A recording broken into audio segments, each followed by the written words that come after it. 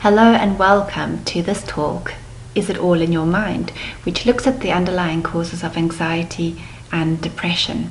Now, I'll give you a little bit of an introduction about myself in a short while, but the first thing I want to say before we start is if you are experiencing anxiety and depression, you are not alone. If you look at mental health statistics throughout the world, you'll see that one cannot really escape the effects of anxiety and depression, whether it's yourself or whether it's someone around you, a parent, a sibling, a neighbor, friend, co-worker, or even a child. Anxiety and depression touches almost everyone at some point in their life. In fact, statistics show 1 in 4 British adults will experience at least one diagnosable mental health problem in any one given year. And if you look at the worldwide estimates, you'll see that approximately 450 million people worldwide will experience mental health issues at some point as well. So very, very difficult to escape from. Most of us at some point in our lives will experience an element of anxiety and depression. Now, the standard way in which depression and anxiety has been treated in the past is through the use of antidepressants, anti-anxiety medications, as well as talking therapies, counseling. Now, all of these have their place, but very often depression and anxiety can root from a physiological cause. And the purpose of this talk today, but also the purpose of me writing the book, is to show that there can be a lot of reasons, underlying reasons why depression and anxiety is there. And although I do believe that antidepressants and anti-anxiety medications have their place, as well as talking therapies, as long as these underlying causes are there and those root causes are not treated, the depression or anxiety or mental health issue that's there will just continue to crop up time and time again. My concern also with using antidepressants and anti-anxiety medications is that they just mask underlying problems that may be there. So although people tend to feel better, they very often don't address the real underlying cause that's there. So it's like, you know, putting a little bit of plaster or paint over a big crack in a building that has a fundamental structural problem. So I think it's really important to really investigate why the anxiety and depression is here, and that is what the talk is about today. So although there are many different reasons why the depression and anxiety might be there, and it's a little bit of investigating to find out what really is going on, today I'm going to be primarily focusing on the connection between the gut, the intestine, and the way in which you think, feel, and even behave. This is a very, very interesting connection, and it has been well researched, and I think many therapists who have worked in this area will tell you how strong and profound this connection can be. But just to give an example, most of us are aware of the neurotransmitters or hormones that your doctors will talk about in terms of depression and anxiety. So hormones such as serotonin, which is your feel-good hormone, acetylcholine and dopamine, these are all hormones that very much affect the way that we think and feel. Now, most of us tend to think that those are produced in the gut, and are surprised to find that more than 90% of the body's serotonin is produced and used, so found in the gut. That's 90% of your feel-good hormone is produced in the gut. So what does that really mean? Does it matter where it's produced and where it's used? Well, yes, it does, because if your intestine isn't functioning in the way that it should be, it means that many of these neurotransmitters don't get produced properly. They don't, many of the receptors are destroyed for these hormones to link to. And so what you find is that Any condition that alters the functioning of the gut, any inflammatory type of gut condition, will affect the way in which our hormones are produced, and these hormones affect the way we think, the way we feel, and the way we behave. But before I continue explaining how the gut and the mind connection works, let me tell you my own story. I was plagued with anxiety and depression probably from the age of 14, but maybe even younger than that. And I struggled for many, many years with an unexplained anxiety and depression. And my parents, not really knowing what to do with me, sent me to a lot of different talking therapies, trying to really resolve what it was, because on the surface life was good, everything was fine, there were no problems at home. I really shouldn't have been experiencing the anxiety and depression that I was. And when I was 26 years old, I was diagnosed with Crohn's disease, which is a autoimmune gut disorder. And at that time, my depression and anxiety was really also on quite an extreme scale. And I was still functioning. In fact, I had a pretty good job. I was working. But on some level, this anxiety and depression just stopped me on so many levels from doing the things that I really wanted to do in life. So at the time that I was diagnosed with this Crohn's, the prognosis wasn't very good. I was basically told that I would have a life of steroid use as well as surgery to remove parts of the intestines, and that was what lay ahead for me.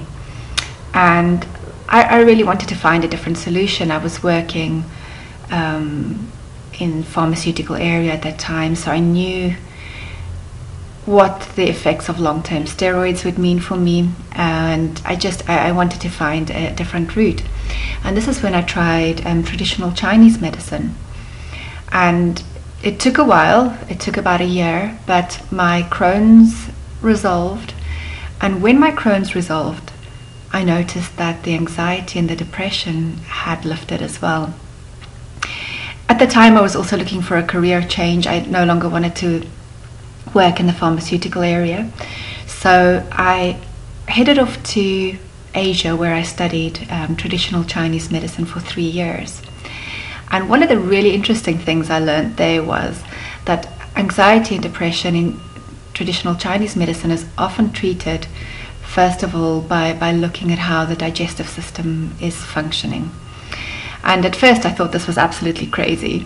Why would you treat the digestive system when somebody's coming in with depression and anxiety? But the more I could see results in our clinic, in the method in which people were treated, and they were lasting results, the more I got really curious about how that connection works. And so when I went to go and research it, I found that there was a mass of data out there already, not just from traditional medicine, but from Western medicine as well. And so what seemed to be the main finding was that in embryo development, you'll find that as the cells begin to differentiate into the type of organs they're going to form, the organs, the brain and the digestive system form from the same cell lines, which means that the cells remain fairly similar throughout the development, even when we develop into fully grown adults. Your brain cells and your digestive cells are very, very, very similar in the way in which the receptors work and the way in which those cells function. Now, that's very interesting because you'll find that you cannot look at either of these cells in isolation. Any kind of chemical change that's going to affect the intestine will affect the brain, and vice versa. Any change in the brain will affect affect the digestive system. And I think it's once you start to see this connection between the way your digestive system is working and the way that you're thinking and feeling, you begin to realize just how very powerful this mind-gut connection is. You'll start to notice that what you're feeding into the intestine is what you're feeding into your brain cells as well. So at that stage, things like diet and intestinal health becomes really, really important.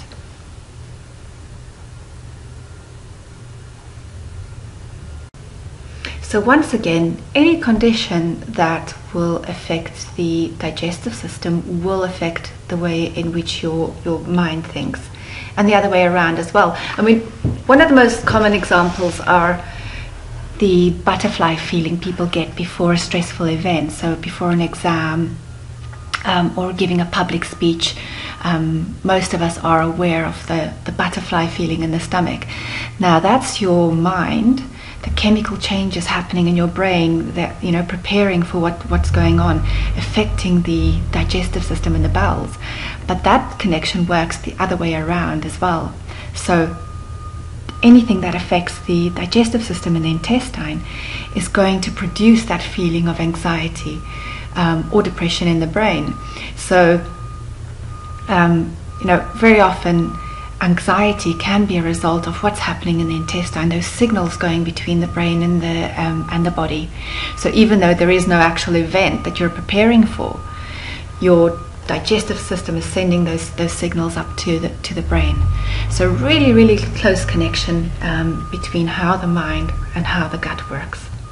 Now, a couple of really interesting facts when we look at brain-gut connection. And we see children of women with high levels of antibodies to gluten, that means they're sensitive to gluten, have almost a doubled risk of later in life developing a psychiatric disorder. So this is interesting because we tend to think of a gluten sensitivity as being a primarily digestive issue. But look, if you look at the psychiatric effects that come with it, or the mental effects that come with it, you start to realize that it's a lot more than just a digestive issue.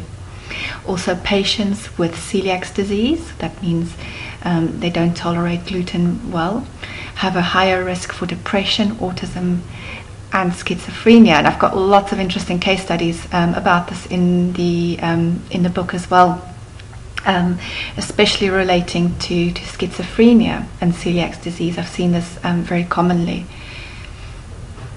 Patients with Crohn's disease, this is a digestive disease as well, are more susceptible to depression and anxiety.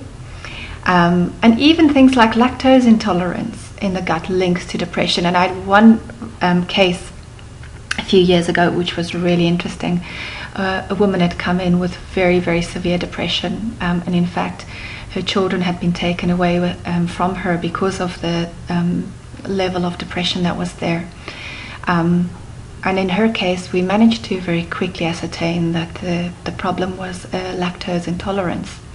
And as soon as she stopped drinking milk products, within a few weeks the depression lifted, and a couple of months later she had her kids back. And I think this is one of the most profound ones that I've seen. And then finally, gut bacteria affect the way you feel and think. Now, this is there's been a few really good studies recently which have shown that the type of bacteria that grow in your intestine can affect the way you feel and the way you think as well. And so, researchers took samples of the intestinal flora, the little bacteria that grow in the intestine, and then also link that to the kind of mental symptoms that people had. The reason for that is these bacteria in the intestine play a huge role in how the gut functions overall. And when these little bacteria are missing from the digestive system or missing from the body, we often find that the intestine doesn't function to the optimal level. And once again, that will start to affect the neurotransmitter levels, and that can affect the way you think and feel. So, I think we really need to look at a holistic reason for why people are affected with anxiety and depression, and try and find underlying causes rather than just using medications. So now, if that is the case, that chemicals, any chemical change in the intestine or the brain will affect one or the other, we can clearly see that when we look at the side effects of antidepressants. So in this case, I've listed one of them, citalopram, which is quite a common one. And when you look at the side effects, you see that a huge amount of them are digestive. So you've got nausea and diarrhea, dry mouth, which is there as well, colitis, gastric ulcers, rectal hemorrhage that's bleeding from the anus, dyspepsia, diverticulitis, pancreatitis, cholecystitis, so inflammation of the gallbladder, gallstones, gastritis. Most of the side effects, although not all of them, will directly link into the digestive system and digestive function. Another interesting one as well there, you might see at the bottom, is increased suicide risks, which always make me laugh, but in fact it's not a joke. Many of the antidepressants in the first few weeks of taking them does increase the risk for suicide, especially in young people. So that's one thing that doctors really have to watch out for, is an increased risk of suicide, even in those who had no suicide risk before. Starting to take antidepressants can lead to an increased risk for suicide. Here again, a study looked at 26,000 people on antidepressants, and here we see that there's 3.6 times more upper gastrointestinal bleeding episodes with the use of these antidepressants. So we can see that definitely these medications have a strong effect on the gut. And in fact, there's quite a lot of interesting research showing that a lot of medications for the gut also directly have an influence on our mental health as well. So these are closely correlated. So one of the things we do at the Center for Holistic Health is to look at the individual holistically. We're patient-centered, so although we've got a team of therapists, we really look at what the patient needs and get them to the right therapist. And then we try and get to the underlying reason of why that anxiety or depression might be there.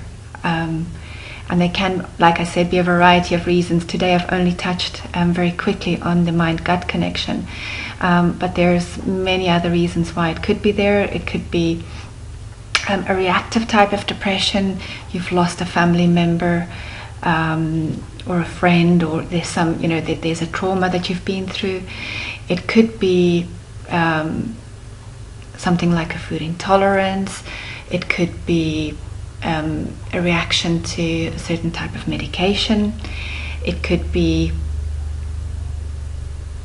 a variety of different reasons. We see there's some metabolic syndromes which also lead to anxiety and depression, and we aim to really get to the root of what's causing it and to find solutions for people.